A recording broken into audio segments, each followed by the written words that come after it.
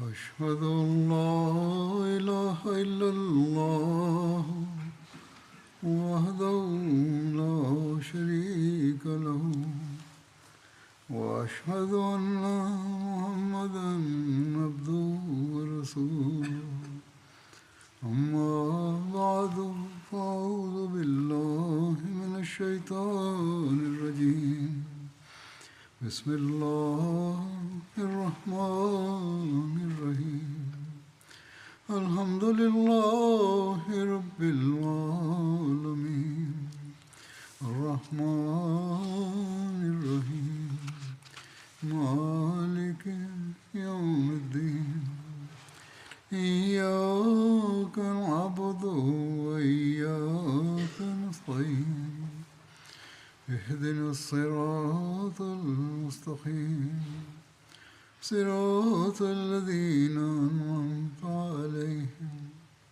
غير المغضوب عليهم ولا الضالين. Миналата проповед споменах събития от Хазрат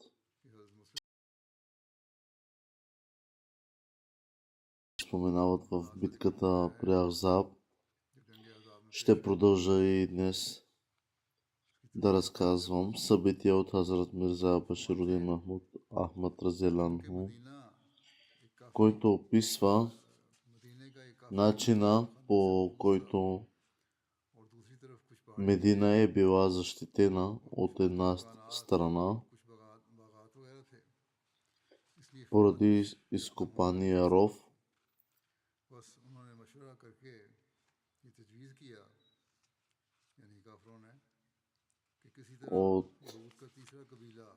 както и чрез дърветата от другата страна. Когато хората, които са били немюсюлмани, са приближили, те изпратиха Уей бин Ахтаб, който е бил вожд на племето Бану Курейза, за да ги насърчи да се присъединят към тяхната кауза. Но въпреки че са в мирен договор с мюсюлманите, Бану Курейза в крайна сметка решава да наруши този договор и да помогне на неверниците. Поради мирния договор мюсюлманите по никакъв начин не очакваха Бану Курейза да бъде замесена и дори да не помага активно на мюсюлманите. Те очакваха, че поради договора Бану Курейза също няма да помага срещу тях. И въпреки това, сега с този съюз между невярващите хора и Бану Курейза,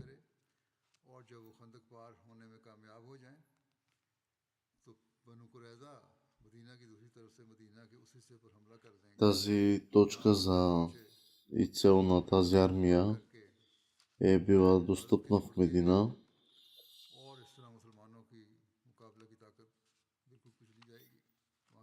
Това е наистина, че ако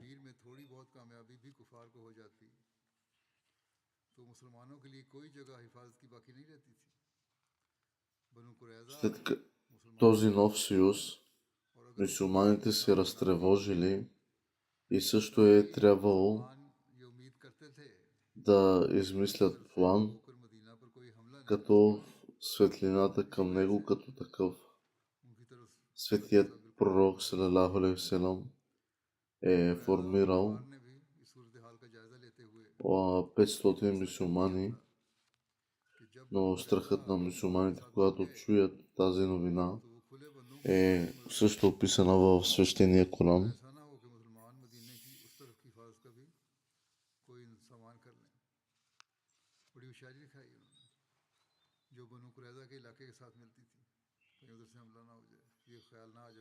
Този план е бил доста опасен към мюсюлманите като съюз срещу тях,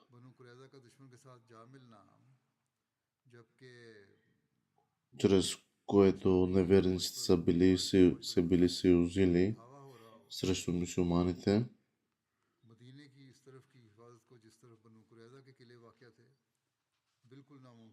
Трудно бе да опазят своите семейства, жени и деца.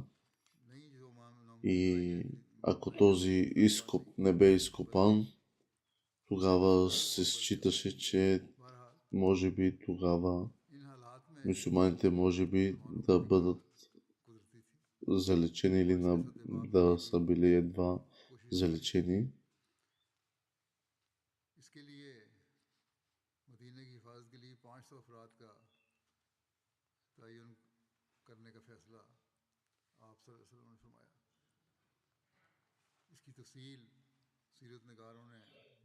Но мюсюлманите се били доста притеснили, след като разбраха новооткрития съюз между Бану Курейза и неверниците срещу мюсюлманите.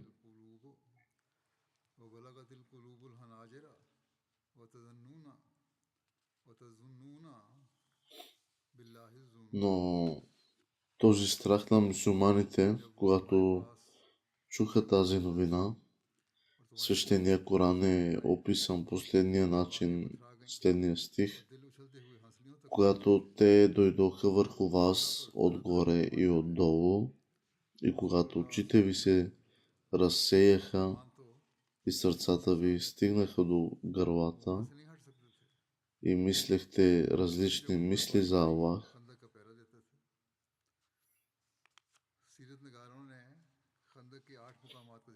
мюсюлманите все още стояли твърдо, за да защитят Медина, и под ръководството на Хазрат Зубайр бин Ал-Аввам разделянху е имал около 8 етапа за опазване покрай този ров, които са се охранявали. И сега, когато Бану Курейза са се бе присъединили към обсаждащата армия и заплахата от непосредствената атака, светият пророк салалаху алейхи ва салям е разположил две групи в различни части на Медина и също така ги инструктирал, че от време на време трябва да издигат глас, който прославя Аллах. Хазрат Мирза Башир Ахмад разделянху е написал, че по това време, що се отнасял до очевидните средства, хоризонтът към Медина бе изключително тъмен и мрачен и четирите фронта на града и хиляди кръвожадни врагове бяха разположили лагери около Медина. Всички те лежаха в засада, за да намерят и очакват възможността, за да могат да се нахвърлят върху мюсюлманите и да ги унищожат. В рамките на този град, в обсега на оръжията на мюсюлманите, бяха коварните Бану Курейза, които сам по себе си бяха не по-малко от една много по-голяма и свирепа армия, хвалеща се с стотици въоръжени млади мъже. Те бяха в позиция да атакуват мюсюлманите към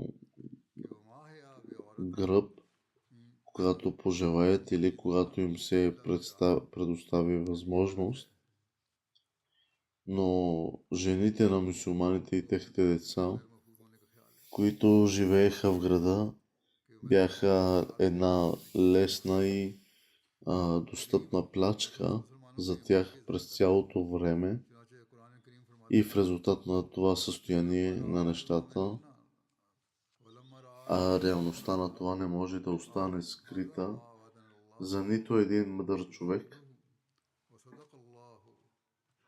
Един огромен страх и ужас нахлуха сред по-слабите мюсюлмани, а лицемерите открито критикуваха,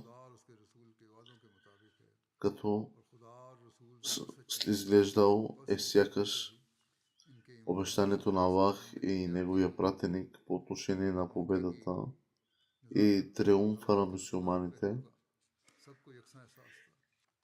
не бе нищо друго, освен лъжи. Различните лицемери си представиха с следните думи пред светия пророк салалаху алейхи ва салям и започнаха да казват: о, пратенико на Аллах, домовете ни са напълно незащитени в града. Моля, дай ни разрешение да можем да останем в домовете си, за да ги защитаваме.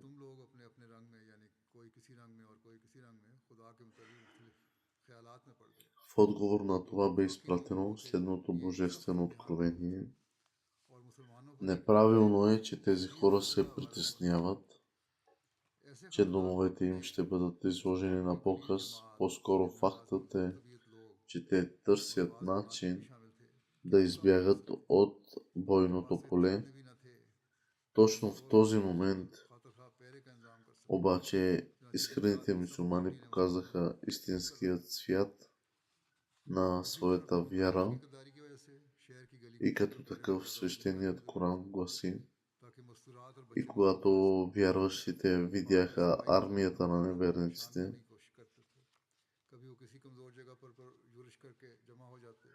те казаха: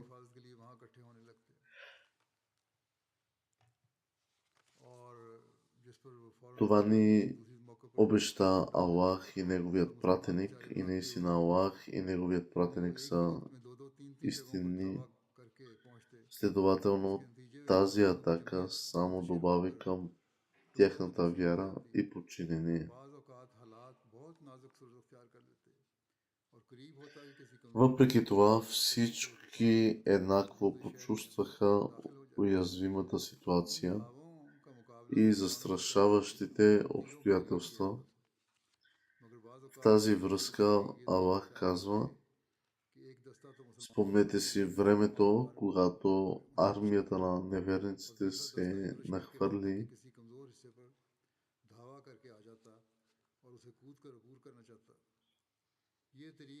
върху вас, отгоре и отдолу, в орди, и когато очите ви се изпълниха с безпокойство и сърцата ви стигнаха до вашите гърла и започнахте да се занимавате с различни мисли за Аллах, всички по свой начин. Това време наистина бе време на тежко изпитание за вярващите и те бяха разтърсени с силно разтърсване.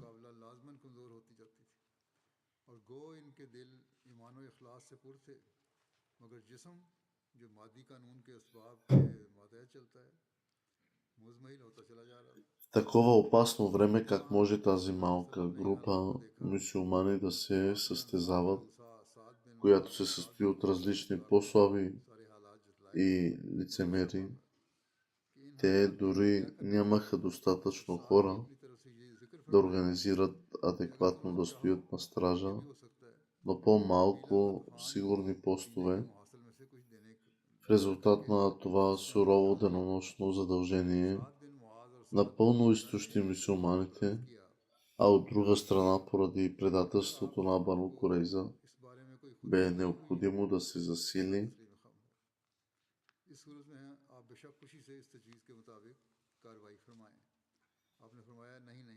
сигурността и по улиците на града, за да могат жените и децата да бъдат защитени, но невярващите изчерпаха всички възможни пътища в опит да достигнат до мюсюлманите. Понякога те се събираха в по-слаба точка и започваха атака и мюсюлманите бяха принудени да се прегрупират там, като в защита. При това неверниците незабавно биха пренасочили силата си и не достигаха до друга точка и мюсюлманите избързвали в тази посока да достигнат. В други случаи щяха да предприемат атака в 2 или 3 точки едновременно, но мюсюлманските сили щяха да бъдат разпръснати на по-малки групи. Понякога ходът на събитията ставаше изключително деликатен и невярващите почти проникваха през по-слабите места, за да влезат в града. Тези пълноценни техни атаки обикновено са били отблъскани от мюсюлманите с стрели. Понякога обаче стратегията, използвана от невярващите, бе, че един от групите обсипваше мюсюлманите с стрели, за да ги задържи, докато друга група щурмуваше към по-слаба точка на рова и водеше обща атака в опит да премине. Този метод на воюване продължило от зори до зрач, а понякога дори през части от нощта.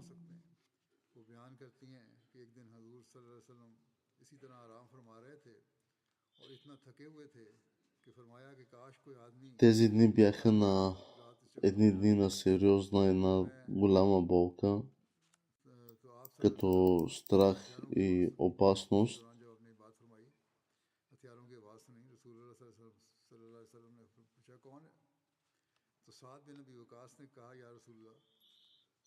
Тъй като обсадата ставаше все по-дълга и по-дълга, мюсюлманите естествено започваха да губят силата си да се бият и въпреки, че бяха пълни с вяра и искреност, телата им, които, разбира се, функционираха според материалния закон и природата, започнаха да отслабват.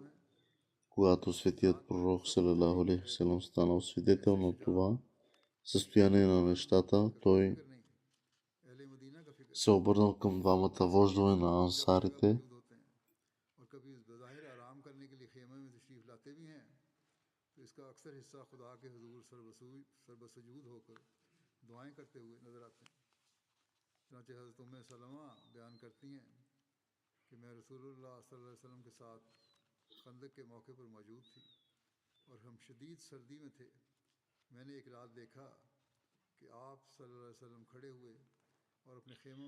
Саад бин Муад разияланху и Саад бин Убада разияланху им припомнил всички обстоятелства, потърсили техния съвет и светия пророк салалаху алейхи ва салям дори предложил, ако сте съгласни, възможно е също да дадем на племето Гатуан част от нашето богатство, така че тази война да може да бъде предотвратена. И Саад бин Муад и Саад бин Убада повториха същите думи и казаха: О пратенико на Аллах, ако сте получили божествено откровение в това отношение, тогава ние се прекланяме пред вас.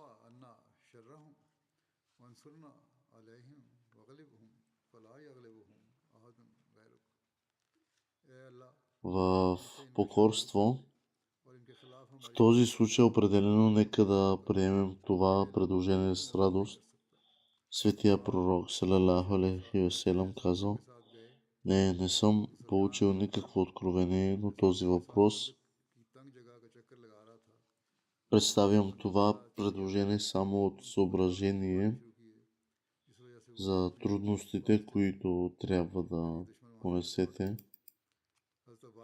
И двамата саад отговориха: тогава нашето предложение е, че ако никога не сме давали нищо на врага, докато сме били, защо тогава трябва да го правим като мюсюлмани сега?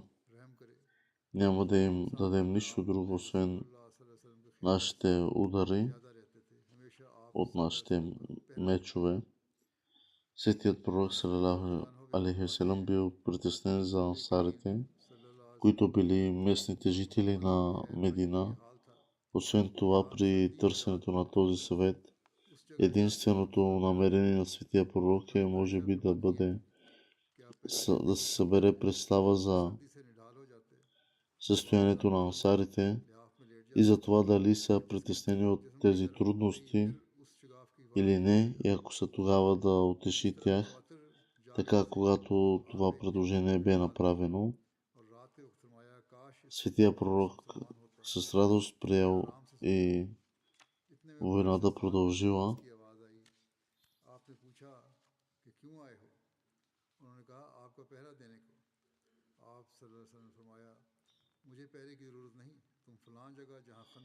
Въпреки изкупа на този ров, това не означава, че мюсюлманите са в пълна безопасност. И въпреки мирния договор след съюза на Бану Курейза с невярващата армия в Медина, вече имаше някои вражески войници.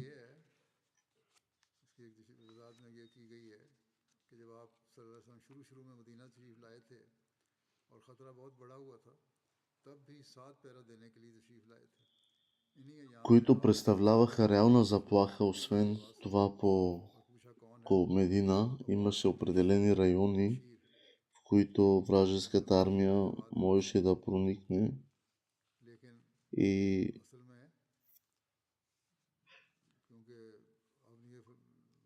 да влезе в Медина. В светлината на тези тревожни обстоятелства, мюсюлманите бяха назначени да пазят различните места.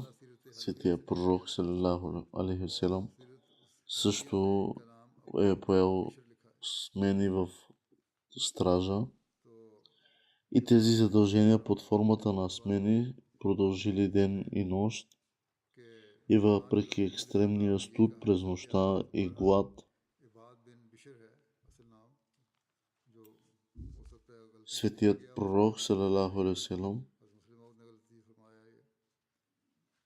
е служил безкористно на Медина и нейния народ.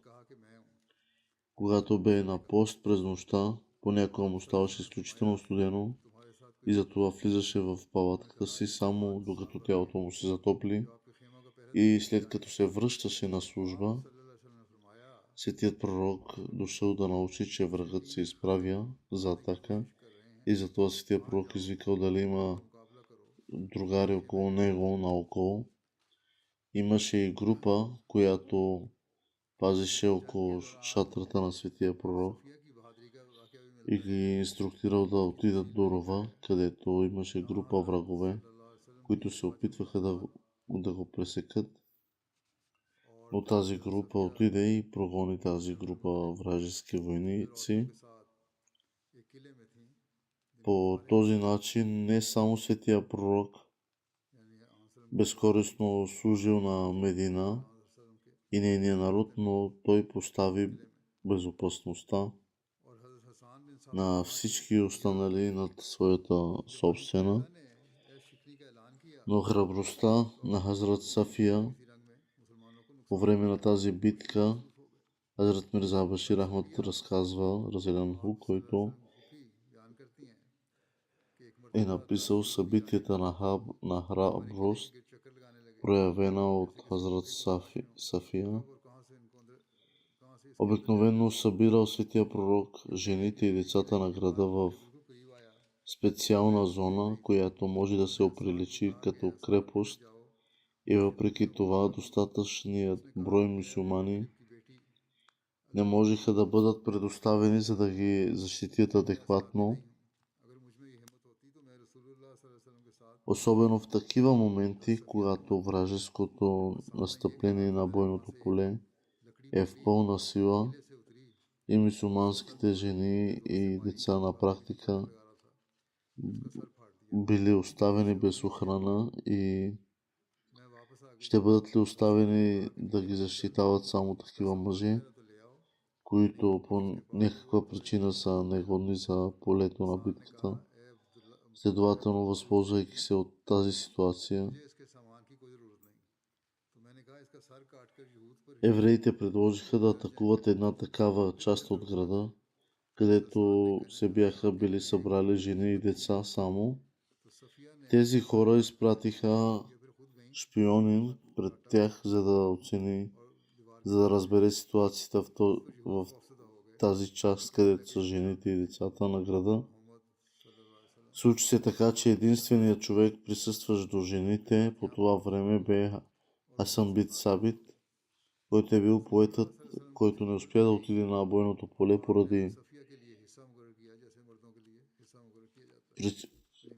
поради здравословни причини.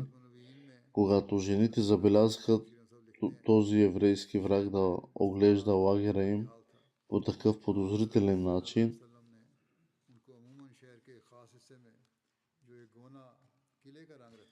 Сафия бинт Абдел Муталиб, лелята по башня линия на светия пророк, салалаху алейхи ва салям, казала на Хасан разделянху, че този човек е вражески евреин, който обикаля, за да придобие интелигентност и е склонен към вреда на нас. Убийте го, за да не се върне при своя народ и да не причини зло. Но Хасан не можа да намери смелостта да го направи, затова Хазрат Сафия сама се придвижи напред и се би с еврейна, и след като тя го уби и той падна на земята, след това според нейното собствено предложение еврейският шпионин бе обезглавен и хвърлен от онази страна на крепостта, където се бяха събрали евреите, за да не посмеят да нападнат мюсюлманските жени, и бяха накарани да повярват, че са охранявани от много мъже. Следователно, тази стратегия се оказа успешна и в резултат на това еврейският народ бе поразен и се обърна назад.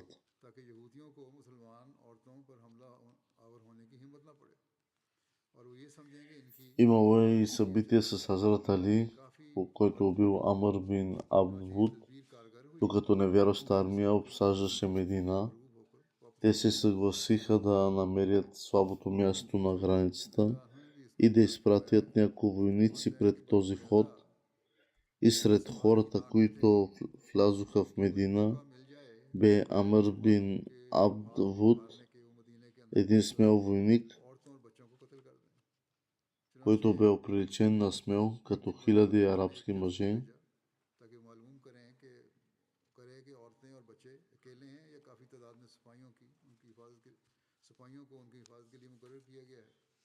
Когато е влязъл в Медина, той извикал, предизвикайки всеки да се бие с него.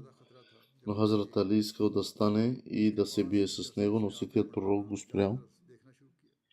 Въпреки докато Амр бин Абд Абдул-Вуд продължавал да вика Хазрат Али, станал и светият пророк не го спря, а по-скоро даде на Хазрат Али неговият меч и облекло и го изпратил с молитви.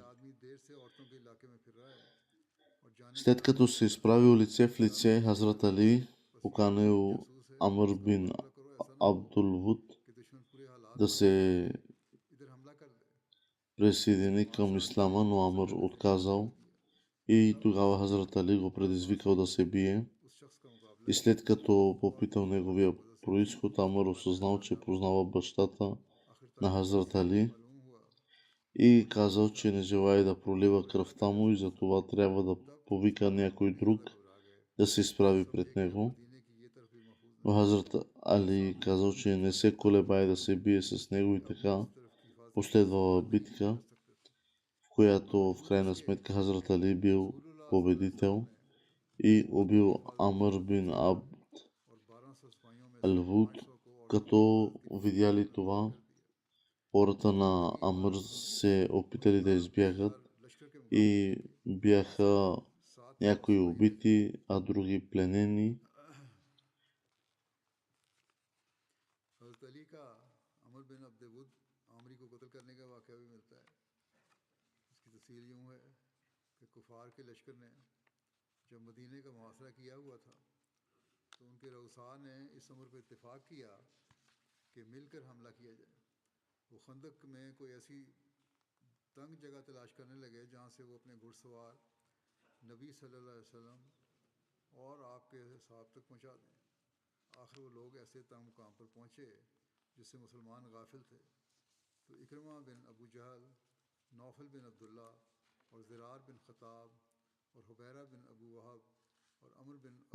Всъщност Амр бин Уд е бил един велик войн, т.е. бил един смел войн, който не се страхувал да излезе лице в лице с някой от мюсюлманите и бил горд и извикал, след като преминал рова, изкопания ров, извикал: О, вие хора, които желаете рая, елате аз да ви отведа в рая. И така Хазрат Али се изправил, но Хазрат Мухаммад саллалаху алейхи ва саллям го спрял, но след като се чул втори и след това трети призив, че о, хора, които желаете рая, елате да ви отведа в рая. И тогава Хазрат Мухаммад саллалаху алейхи ва саллям го оставил на Хазрат Али да се изправи срещу него в лице, давайки своя меч и щит. Но Хазрат Али при първия сблъсък към него, преди да се сбият, го повикал, че ела приеми ислама, и Хазрат Мухаммад саллалаху алейхи ва саллям е пророк на изпратен пратеник на Аллах, но той отказал да приеме Хазрат Мухаммад саллалаху алейхи ва саллям и последвала битка. Но след това Амр Ал-Вуд казал, че ние сме имаме роднинска връзка, затова аз не искам твоята кръв да я пропилея и да я разпилея на земята. Но Хазрат Али отговорил, че аз не се притеснявам, че ако стане така, че да разпилееш моята кръв на земята. И така последвала битка и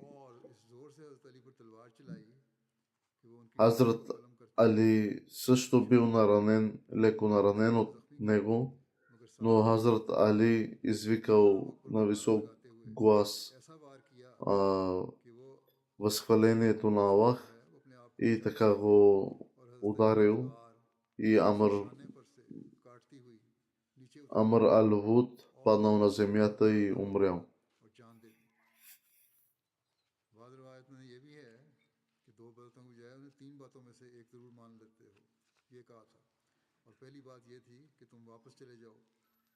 В други събития се разказва, че Хазрат Али го помолил, че махни се от тук и ще ти пощада живота. Но той не се е отдръпнал. Тогава, след това Хазрат Али му отговори, тогава приеми ислама. Той отказал и тогава последвала битката.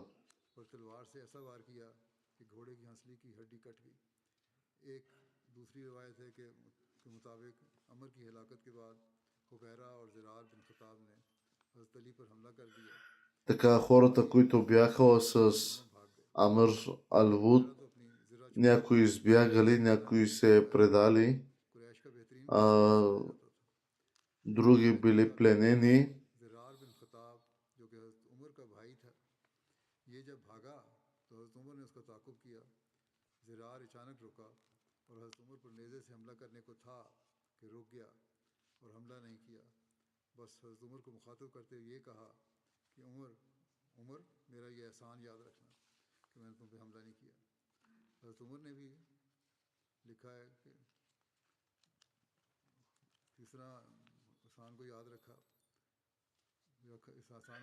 Това е било благодата на Аллах, че е била наистина с мюсюлманите във всяка една тяхна трудност.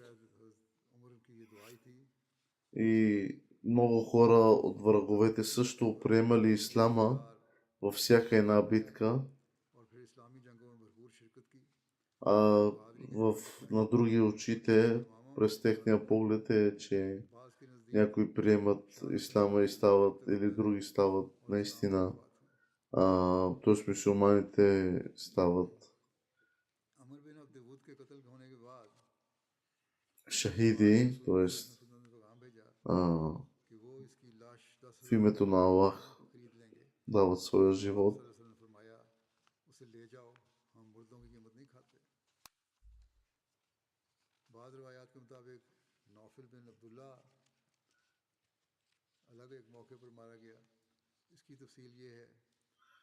Разказва се за един случай, който един враг с своя кон е искал да прескочи рова на изкопания ров със своя кон, но той паднал вътре в този ров със своя кон. Но Хазрат Мусалам го пощадил и спаси, така са го пуснали.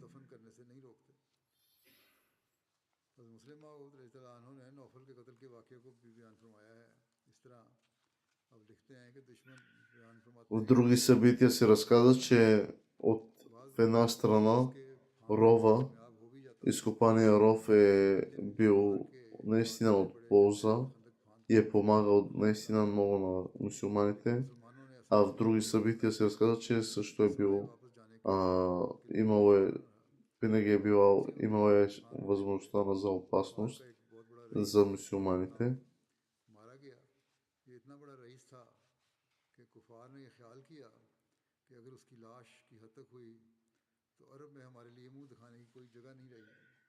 Някои от враговете се страхували, че как в предишните битки враговете са били развратни с телата, след битката с телата на мюсюлманите, като им режеха уши, нос, очи, изваждаха очите им и ги безобразяваха. Враговете се опасяваха, че може би с нас това може да се случи днес, но мюсюлманите не го практикували това и това бе забранено от Хазрат Мусалам към мюсюлманите да го правят. Ще продължа да разказвам тези събития в бъдеще. В следващата проповед искам да насоча апел за молитви, че тези дни започват различни конгреси и щами и събирания на помощните организации на жените и на младежите. Нека Аллах да се моля Аллах да даде възможност на всички да правят молитва и Аллах да им позволи техните събития и цели на тези събрания да бъдат благословени във всяко отношение. Амин.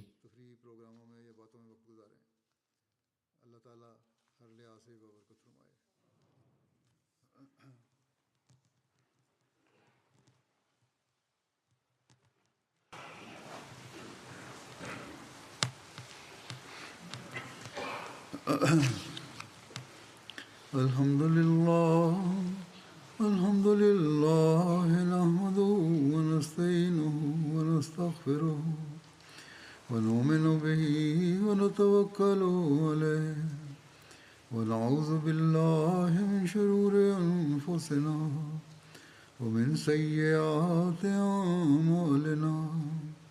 Man yahdihillahu fala mudilla lahu ومن يضلل فلا هادي له ونشهد أن لا إله إلا الله ونشهد أن محمدا عبده ورسوله.